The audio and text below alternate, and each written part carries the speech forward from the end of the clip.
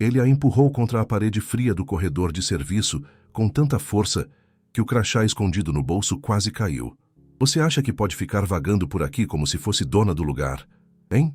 O grito dele ecoou entre os azulejos brancos da cobertura do edifício Morumbi Office Tower, em São Paulo. O punho dele prendia a garganta dela como um cadeado. Madalena só conseguia ver os olhos dele, dilatados de raiva, e sentir o cheiro forte do uísque misturado com perfume caro. Era o tipo de homem que nunca escutava um não e que confundia poder com impunidade. Ela não respondeu. Estava treinada para não reagir com raiva. Sua mão direita apertava o bolso do uniforme como quem protege um segredo. A cena era absurda. Madalena usava luvas de borracha, o avental plastificado ainda molhado. Tinha acabado de recolher o lixo da sala de reuniões quando esbarrou sem querer no tal homem, Otávio Dornelles, dono do prédio e CEO de uma das maiores empresas de investimentos do país. Ele não perguntou quem ela era, não perguntou o que fazia ali. Só viu uma mulher negra sozinha vestida de faxineira e decidiu que ela não pertencia àquele lugar. E então, agarrou-a pela garganta. Vai me pedir desculpa ou vou ter que ensinar como se comporta dentro do meu prédio? Os olhos de Madalena arderam. Não de medo, mas de um controle feroz. De anos vivendo num país onde esse tipo de violência é sussurrada nos corredores e apagada das câmeras. O corredor estava vazio. Era sábado à noite. Nenhum funcionário da limpeza deveria estar ali, a não ser ela. Otávio empurrou mais uma vez. Não vai falar nada, sua... Foi quando Madalena, com calma cirúrgica, puxou do bolso o pequeno crachá de couro preto. Ele caiu aberto na frente dele. A cor sumiu do rosto de Otávio. Ele soltou o aperto. Um silêncio pesado se instalou no corredor. O crachá dizia: Ministério Público Federal, Procuradora Adjunta da República. Otávio deu 2 passos para trás, como se tivesse levado um soco no estômago. A boca se abriu, mas nenhuma palavra saiu. Os olhos dele desceram do crachá para as mãos de Madalena, que ainda tremiam levemente. Não de medo, de contenção. Ela respirou fundo. O ar entrou rasgando a garganta que ainda ardia do aperto. Recolheu o crachá com delicadeza, guardando-o de volta no bolso do avental, como quem devolve uma arma à bainha. Depois olhou para ele. Sem raiva, sem pânico, apenas firmeza. Se eu gritar agora, o senhor sabe o que acontece, não sabe? Otávio ainda tentava processar o que via. A voz dela, calma e baixa, o desmontava mais do que qualquer grito, mais do que qualquer acusação. Eu não sabia. Você estava vestida de faxineira? Pois é. E ainda assim achei que merecia respeito. Ela se virou lentamente e começou a caminhar pelo corredor com a cabeça erguida.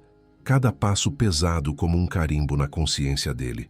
Mas ao chegar perto da porta do elevador de serviço, parou. O senhor sabe o que mais estava no meu bolso? Otávio não respondeu. Ela retirou uma folha dobrada ao meio, já amassada pelo aperto da mão. Abriu com cuidado. Era uma notificação de denúncia, assinada por ela mesma. Uma ex-funcionária da sua empresa me procurou. Denúncia por assédio, racismo e manipulação de provas em um processo interno.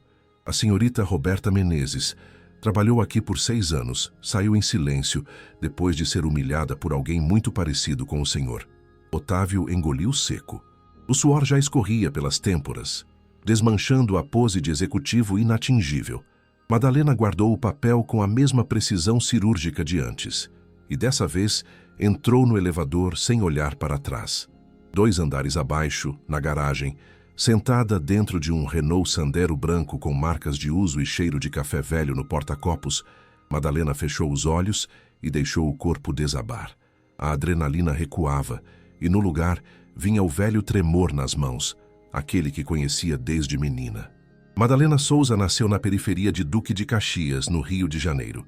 A segunda de 5 filhos, criada por uma mãe que lavava roupa para os outros e um pai que sumia por semanas quando arranjava bicos como ajudante de caminhoneiro.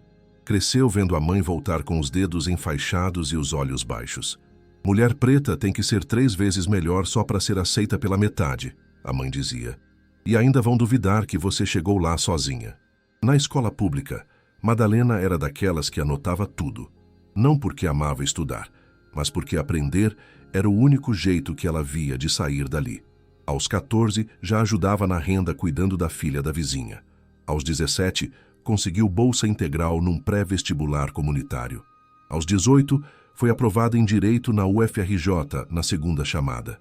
Entrou na universidade com um caderno emprestado e um tênis furado, mas com a cabeça cheia de sonhos. Nos primeiros semestres, andava calada. Evitava grupos.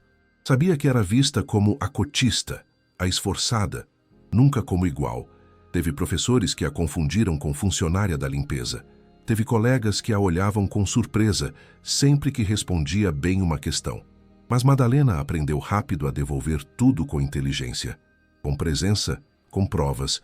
Não adiantava só saber, tinha que vencer por desgaste.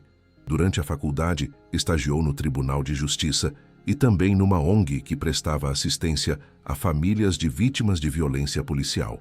Foi ali que viu pela primeira vez a brutalidade de perto.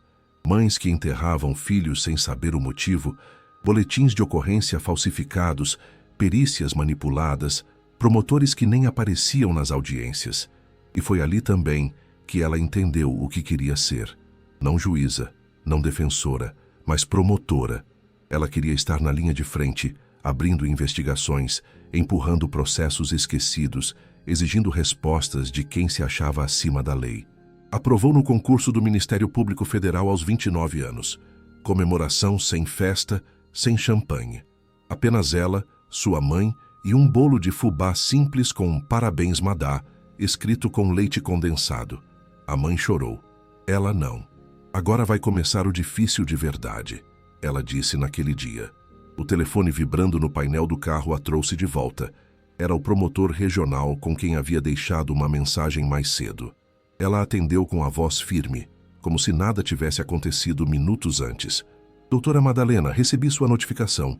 Tem certeza que quer tocar essa investigação pessoalmente?" "Tenho. Já entrei no prédio. Já vi o ambiente. Já confirmei o que a Roberta disse. E agora tenho mais um motivo." "Entendi." Pausa. "Quer apoio?" "Não agora, mas se eu pedir, espero que venha rápido." "Vai vir." Desligou. Respirou fundo. Olhou para o retrovisor. E por um segundo, viu a si mesma com 17 anos, voltando do cursinho, cansada, com as pernas doendo, mas sonhando com um mundo onde uma mulher como ela não precisasse andar com um crachá no bolso para ser tratada com dignidade. Voltou a olhar para a frente. Tirou o avental, dobrou e guardou no banco de trás. Colocou um blazer cinza por cima da blusa preta, prendendo o cabelo com um elástico.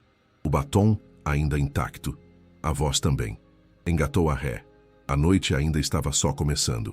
Na manhã seguinte, Madalena voltou ao edifício Morumbi Office Tower, sem avental, sem luvas, sem crachá escondido. Agora, usava seu terno preto de alfaiataria, o cabelo preso num coque firme e o olhar de quem não vinha mais como visitante, mas como autoridade. Passou pela portaria principal sem se anunciar. O segurança que na noite anterior mal a cumprimentou, quase tropeçou ao reconhecê-la. Tentou alcançá-la com um "doutora", mas ela já atravessava o saguão de mármore com passos decididos. Subiu até o 29º andar, onde ficava a sede da Dornelles Investimentos. Ninguém esperava por ela. Ao empurrar a porta de vidro, o silêncio se espalhou como pólvora. 3 recepcionistas se entreolharam. Uma delas, visivelmente nervosa, apertou o interfone. "Senhor Otávio, ela está aqui." Madalena não parou. Cruzou a recepção, atravessou a sala de espera e empurrou a porta da diretoria com firmeza. Otávio Dornelles estava de pé, encostado na parede de vidro com o celular no ouvido. Abaixou o aparelho lentamente ao vê-la entrar. "Doutora Madalena."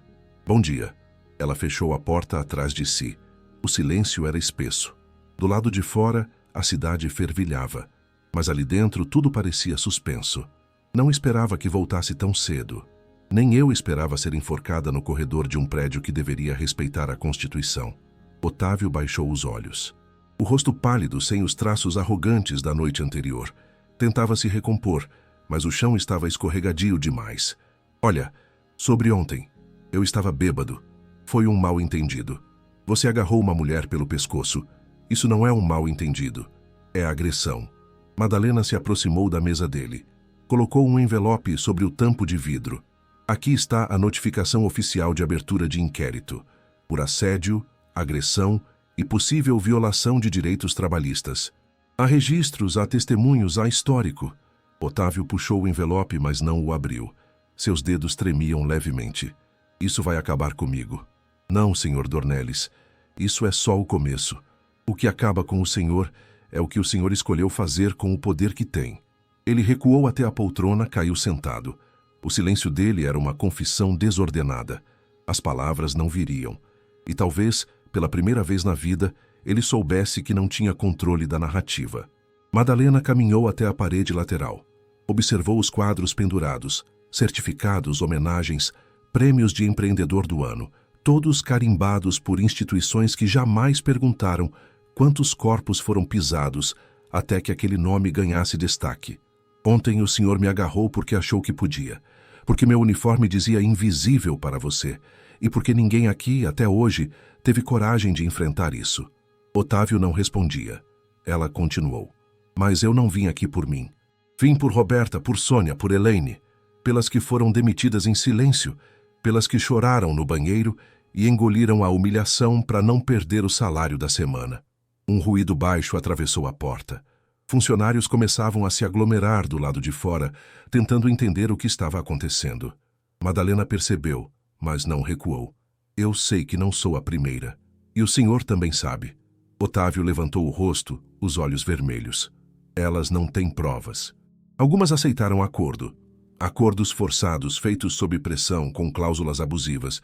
Mas agora elas não estão mais sozinhas. Ela parou. O corpo inteiro pulsava, mas a voz permanecia firme. O senhor vai responder por isso, publicamente. Otávio riu amargo. Vai me expor, fazer um espetáculo? Não. Quem se expôs foi o senhor. Madalena pegou o celular do bolso. Abriu a gravação de áudio feita na noite anterior, quando ele gritava palavras de ameaça e arrogância enquanto a apertava contra a parede. O som preencheu o ambiente. Otávio se encolheu, reconhecia cada frase. Essa gravação será anexada ao inquérito e enviada à imprensa, se necessário. Ela desligou o áudio. E para que fique claro, não se trata de vingança, trata-se de justiça. Na porta, o sussurro aumentava. Um funcionário abriu uma fresta. Os olhos encontraram os dela com respeito. Otávio cobriu o rosto com as mãos. A máscara de poder se desmanchava, enfim. Madalena se virou para sair, mas antes de cruzar a porta, disse sem elevar a voz: nenhum cargo, nenhum título, nenhuma conta bancária dá a alguém o direito de humilhar outro ser humano. Parou por um instante. E se você que está assistindo ou lendo isso também acredita nisso, deixe nos comentários. Ninguém deveria passar por isso. Ela saiu. E o corredor, antes abafado e hostil, agora se abriu diante dela como um palco de luz. Funcionários afastavam-se para dar passagem. Alguns abaixavam a cabeça, outros encaravam com olhos marejados. Uma mulher de uniforme rosa, provavelmente da limpeza, apertou as mãos contra o peito. Obrigada, doutora. Madalena parou. Qual seu nome? Laís. Se precisar de mim, me procure. Agora não estão mais sozinhas. No elevador, Madalena encostou-se na parede. Fechou os olhos. O corpo ainda tremia. A garganta ainda ardia. Mas algo dentro dela havia mudado. A dor que sempre andou em silêncio, agora tinha voz. E essa voz seria ouvida. As imagens das câmeras de segurança vazaram no dia seguinte. Eram curtas, sem som, mas nítidas.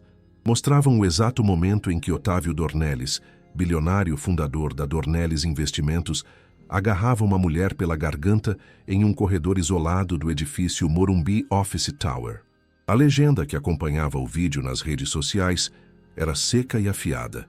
Ele achou que era só uma faxineira, mas ela é procuradora do Ministério Público Federal. Em menos de 12 horas, o vídeo bateu 1 milhão de visualizações. Em 24, já passava dos 5. A hashtag #Justiça por Madalena subiu para os assuntos mais comentados no país. Mas não era sobre fama, era sobre rompimento. Na manhã seguinte, Madalena não ligou à TV, não acessou as redes. Estava sentada na varanda de casa, com uma xícara de café na mão, o rosto ainda inchado da noite mal dormida. Ao seu lado, a mãe, Dona Lourdes, observava o céu cinzento de São Paulo com o mesmo silêncio que carregava há anos. Você sabe que agora não tem volta, né, filha? Madalena assentiu. Nunca teve. Dona Lourdes tocou a mão dela. Mas agora o país inteiro sabe o que você passou, o que tantas passam e o que escondem. No MPF, o clima era de tensão. Alguns colegas a parabenizaram discretamente. Outros silenciaram. Os olhares nos corredores diziam mais que palavras.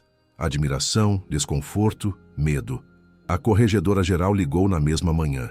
Doutora Madalena, seu inquérito está sendo acompanhado com prioridade, inclusive pela Procuradoria-Geral. Há muita pressão. Pressão para quê? Para que a senhora recue? Silêncio. Não vou recuar. Eu sei. Só queria que ouvisse de mim antes que ouvisse pela imprensa.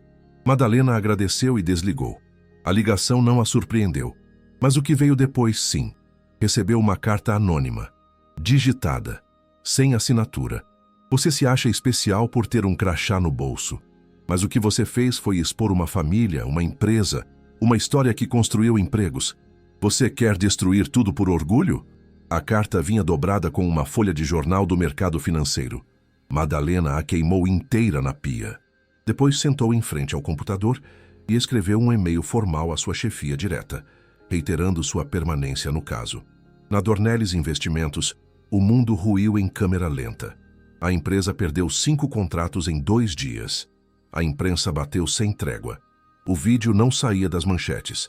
Otávio, trancado em casa, recebeu a visita de seus advogados e de 2 amigos próximos, os mesmos que meses antes o aplaudiam em jantares de gala e o chamavam de visionário. Você precisa fazer um pronunciamento, pedir desculpas públicas. Desculpa pelo quê? Eu estava bêbado, foi um impulso. Eu não sou racista. Otávio, você agarrou uma mulher negra pela garganta, uma procuradora, num corredor de serviço. Como você acha que isso soa para o mundo? O empresário bateu o punho na mesa. Ela não devia estar lá. Eu pensei que fosse uma invasora, uma louca. Você pensou porque ela era preta e estava de uniforme. Silêncio. Um dos advogados largou a caneta sobre a mesa. Você tem 2 caminhos agora, o do arrependimento público ou o do suicídio social. Escolha rápido. Otávio não respondeu. Estava pela primeira vez diante de algo que o dinheiro não podia comprar. Credibilidade. Enquanto isso, no subsolo do prédio, Laís, a funcionária da limpeza, recolhia os cacos de café quebrado do dia anterior. Era a mesma sala, a mesma rotina, mas algo havia mudado. As colegas olhavam para ela diferente. Havia uma mistura de respeito, medo e esperança. Uma delas, Neide, puxou assunto no fim do turno. Você acha que agora vai mudar alguma coisa? Laís pensou por alguns segundos. Talvez não tudo, mas agora eles sabem que a gente pode falar e que tem gente ouvindo. Eu vi o vídeo, vi a doutora Madalena segurando firme, sem abaixar os olhos. Aquilo me deu um negócio aqui dentro. Ela encostou a mão no peito. Como se eu também tivesse apanhado minha vida inteira, e pela primeira vez alguém levantou para dizer que estava errado. Laís sorriu. Pequeno, mas verdadeiro. Respeito não é favor. Em grupos de WhatsApp, a história de Madalena virou desabafo coletivo. Homens e mulheres negros compartilhavam experiências, fotos de crachás, histórias de abordagens, de humilhações, de silêncios impostos. Uma das mensagens dizia: essa história poderia ser minha. A diferença é que eu não tinha como provar. Outro escreveu: eu também fui silenciado. Só que no meu caso ninguém filmou. A força da narrativa ultrapassava o fato isolado. Era o estalo que faltava para que muitos enxergassem que a violência não começa com tapas ou socos. Começa quando se acredita que alguém vale menos por ser quem é. Na semana seguinte, Madalena foi convidada para uma audiência pública na Câmara dos Deputados, em Brasília. Recusou. Disse que não queria ser símbolo, nem mártir. Queria seguir fazendo o que sempre fez, trabalhar com seriedade, com respeito e agora com visibilidade. No entanto, aceitou um convite da escola onde estudou no ensino médio, no bairro Gramacho, em Duque de Caxias. Pediu que não fizessem festa, que não colocassem faixa. Quero entrar pela mesma porta que entrei aos 15 e conversar como gente. Na tarde do encontro, quase 100 alunos a aguardavam em cadeiras de plástico, com olhos atentos. Quando Madalena entrou sem seguranças, sem paletó, apenas com sua presença e sua história, O silêncio foi total. Ela caminhou até o microfone improvisado no pátio e disse apenas: "Meu nome é Madalena, e eu vim dizer uma coisa simples. Vocês não precisam esperar um crachá para exigir respeito." Um garoto ergueu a mão. "Mas e se ninguém acreditar na gente?" Ela respirou fundo. "Acreditem primeiro em vocês, porque às vezes é isso que eles mais temem. Quando a gente não se dobra." Pausa. "Se você já foi humilhado e calou, se já fingiu que não doeu só para manter um emprego, ou se já quis gritar, mas achou que ninguém ouviria, comenta aqui embaixo. Eu também fui silenciado." Alguns olhos se encheram d'água. Outros se fecharam em silêncio. Madalena desceu do palco, cumprimentou cada estudante e saiu pela mesma porta. O céu, agora limpo, refletia a luz amarela do fim da tarde. E no caminho de volta, pela primeira vez em muito tempo, ela chorou. Mas não de dor, de alívio, de saber que, enfim, não estava mais sozinha. O caso contra Otávio Dornelles seguiu para o noticiário jurídico como um escândalo emblemático. O empresário foi denunciado por agressão, assédio e discriminação racial, com base nas provas coletadas por Madalena e no depoimento de outras funcionárias que, encorajadas por sua atitude, finalmente decidiram romper o silêncio.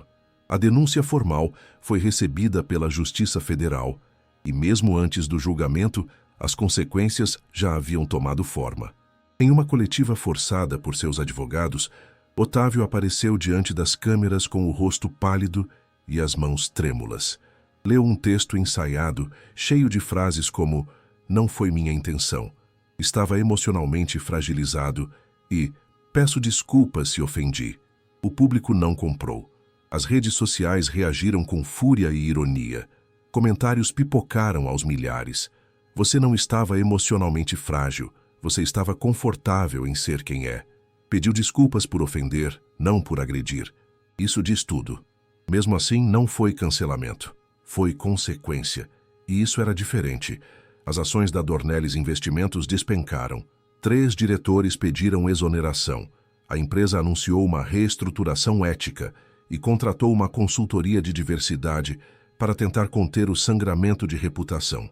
Mas Madalena não acompanhava nada disso de perto. Ela não se alimentava das manchetes, não sentia prazer no declínio dele. Na verdade, depois de toda a tempestade, ela só queria paz. Alguns meses se passaram. Era fim de tarde em Brasília. O céu já mostrava tons alaranjados quando Madalena saiu do prédio do Ministério Público Federal com uma pasta de documentos sob o braço e os olhos cansados. Andava devagar. Já não precisava provar nada a ninguém, mas o peso de cada passo ainda carregava os anos de luta, o cansaço de 1000 audiências, a dor de saber que sua história não era exceção, era regra. No estacionamento, reconheceu uma jovem parada ao lado de um carro antigo, visivelmente ansiosa. Aproximou-se. "Posso ajudar?" A garota se virou. "A senhora é a doutora Madalena?" "Sim." A jovem engoliu em seco. Tinha cerca de 20 anos, pele retinta, olhos vívidos. Usava uma camiseta simples e segurava um fichário repleto de papéis amassados. "Meu nome é Kelly. Eu vim aqui porque vi sua história. Eu estou estudando para concurso. Quero ser promotora também. Mas hoje eu quase desisti." Madalena sentiu o coração apertar. Respirou fundo. "Por quê?" "Porque todo dia alguém tenta me convencer que esse lugar não é para mim. Hoje, um professor disse que meu português era pesado demais. Outro já perguntou se eu sabia o que era habeas corpus como se fosse piada. E eu achei que talvez fosse melhor parar." Ela abaixou os olhos, envergonhada de sentir o que sentia. Madalena colocou a mão no ombro da garota. "Você não vai parar, porque você não está sozinha. E porque esses lugares são sim para você, para nós." Kelly segurou o choro. "E se eu não aguentar? A gente aguenta. Não porque somos mais fortes, mas porque não nos deram escolha. E agora, a gente escolhe ficar." Ficaram em silêncio por alguns segundos. "Obrigada por existir, doutora. Obrigada por continuar, Kelly." Naquela noite, Madalena chegou em casa tarde. Tirou os sapatos na porta, largou a bolsa no sofá e caminhou descalça até a cozinha. A mãe dormia no quarto ao lado. O silêncio da casa era profundo, reconfortante. Abriu a geladeira, pegou um pedaço de bolo de milho, sentou-se na varanda e olhou o céu de outubro. Por um instante, tudo ficou quieto dentro dela. A dor, a raiva, a vergonha, tudo que a perseguiu por tantos anos, agora tinham nome, forma e lugar. E mais do que isso, tinham sido vistas. Não porque ela gritou, mas porque se recusou a se calar. Pensou em todas as mulheres que conheceu ao longo da vida. Em todas que carregaram o mundo nas costas, sem nunca receber reconhecimento. Que aguentaram gritos, toques, humilhações, apenas para manter o arroz na panela e o aluguel em dia. Pensou na menina que foi um dia, voltando do pré-vestibular com a mochila rasgada e os olhos famintos por justiça. E ali, sozinha, com os pés no chão frio da varanda, Madalena sorriu. Não por alívio, mas porque, pela primeira vez, sentia que tinha feito algo que poderia durar. Algo que não era apenas sobre ela. Era sobre todas. Sobre o que viria depois. Sobre as Kellys, as Laís, as Robertas. Sobre o direito de existir sem medo. Sobre a possibilidade de ser negra, mulher e poderosa. Não apesar disso, mas por causa disso. Se essa história te tocou, se ela te lembrou de alguém ou de você mesma, se você já sentiu que precisou esconder quem é para ser respeitado, ou se um dia calou a própria dor por medo de não ser levado a sério, inscreva-se no canal. Mais vozes como essa precisam ser ouvidas. E você pode ser uma delas.